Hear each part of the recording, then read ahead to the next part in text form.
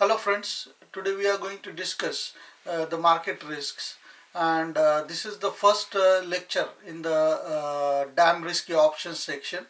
And in this section we are going to create 14 different videos because I have kind of noticed, or I have come across around 14 different risks. So we'll discuss one by one all the risks, and we'll see how we can mitigate them.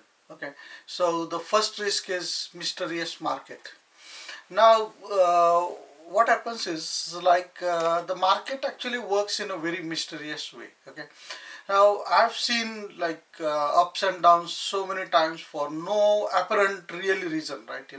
I tried to analyze, it doesn't work why the market goes up or down, and I also tried to predict that, okay, four times the market is down in a row, and maybe tomorrow the market might go up.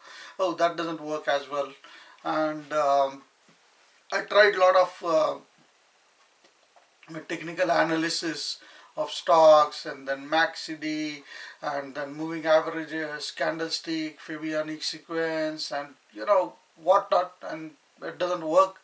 We cannot predict the market. We are not God. Period. Okay, so we can actually very well try to relax, and try to find out the resemblance in the market.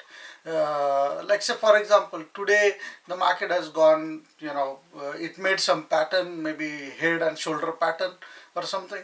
And like, when the market is finished, at that time we can actually take our own sweet time and try to understand that, okay, today market created this kind of pattern, so it might go this level down or this level up.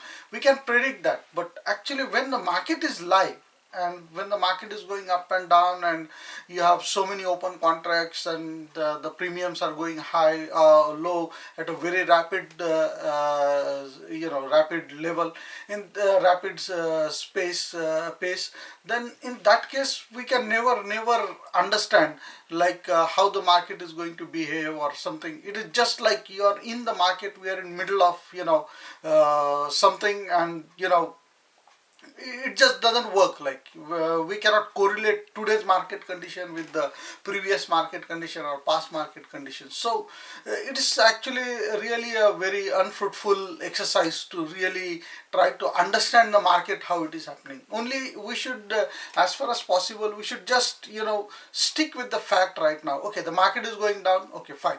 How does it affect us? Or market is going up, how does it affect us? Okay, forget about understanding that the market will go up, or trying to predict it, or something. It doesn't work that way. Okay, now actually the reason is why, because you just, as a human, you cannot actually identify all the different ways that the market can go up or down, right? Like, so for example, now if Trump imposes some ban on China, then Indian market will crash. Or China and China also again retaliated back, and they imposed another goods for US companies or US market. Then again the market is going to crash. Or maybe some import export ratio is changed in Europe, then our market crashes or maybe goes up. I don't know how it affects, right?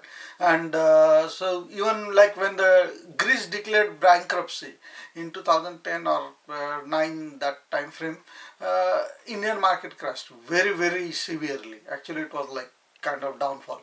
So when the September 11, the World Trade Center hit in US, and our market happened. So anything happens in the world, our market will react in certain way.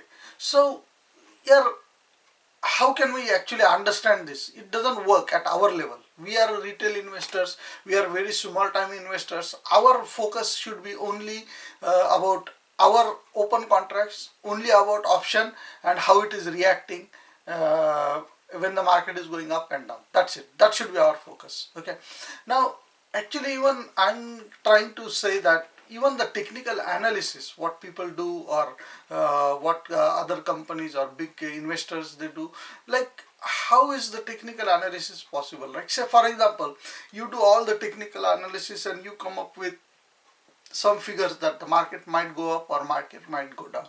So if you are so sure, then why don't you just say that, okay, today's market is going to go up 50 points. That's it.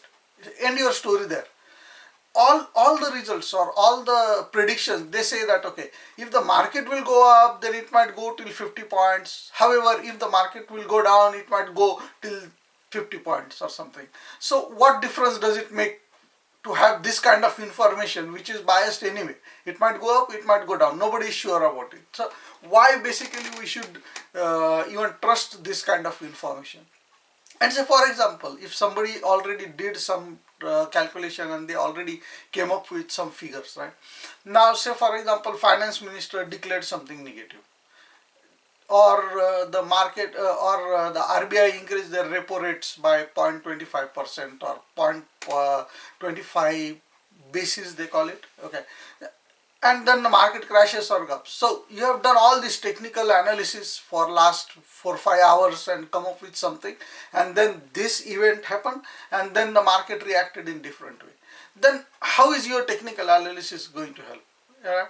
So that's so I'm not saying that this technical analysis or this thing is completely useless and it's not helpful or something. It's actually helpful. There is a science behind that, and all the guys who are doing that, they have really very good degrees in finance, and they have spent really their whole career or whole life in finance. So I'm not saying that their knowledge is complete waste or so. My point is that all this knowledge, all this thing is of no use for our option trading and our open contracts and our premiums going up or down. For us, only the market, what is the state of the market today? That is what is important, and how it reacts to my premiums, only that small world, that small square world, that is what is important for us. This whole, and we cannot predict the market, so why to unnecessarily waste our time doing that to start with, right? And actually I have also seen that this market is actually driven by a lot of big giants actually, who have like thousands and thousands of crores rupees invested in the market, and market is also driven by fear and greed that everybody knows of retail investors like us, okay, and they need all this technical analysis. All these big people, they need all this technical analysis because they have more bigger fish to fry, more bigger fires to put on. So they need to be prepared with all these tools or something, right? So this big financial guys or financial companies, they have like hundreds and hundreds of financial wizards working for them, studying all the balance sheet of all the companies, and doing ROIs and watching financial news and things like that.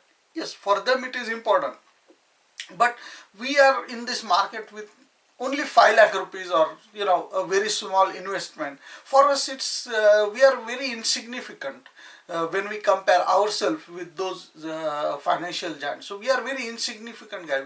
We are not even a drop, not even a drop in the ocean, right?